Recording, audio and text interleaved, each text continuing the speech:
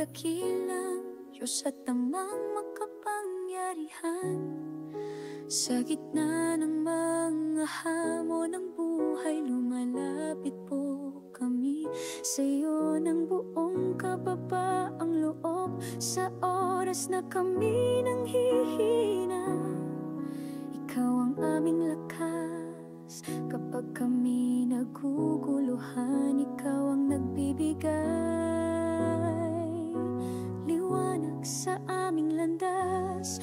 Panginoon, palalimin mo ang aming pananalig sa iyo. Turuan mo po kaming magtiwala kahit hindi namin naunawaan ang mga nangyayari. Ipaalala mo po sa amin na ang iyong mga plano ay laging mas mataas kaysa sa aming mga inaasahan.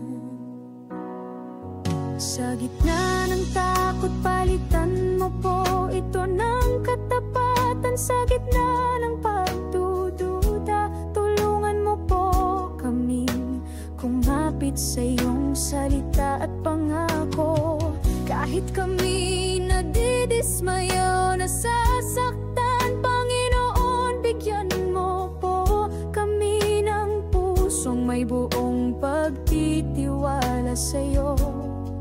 Isang pusong hindi natitinag ng unos, at pananampalatayang tumitibay sa bawat pagsubok. Salamat po sa iyong katapatan at walang hanggang pag-ibig. Itataas namin sa iyo ang lahat ng ito sa pangalan ni Jesus. Aming dakilang Diyos at Amang makapangyarihan. Sa gitna ng mga hamon ng buhay, lumalapit po kami sa iyo ng buong kababaang loob. Sa oras na kami nanghihina, ikaw ang aming lakas. Kapag kami naguguluhan, ikaw ang nagbibigay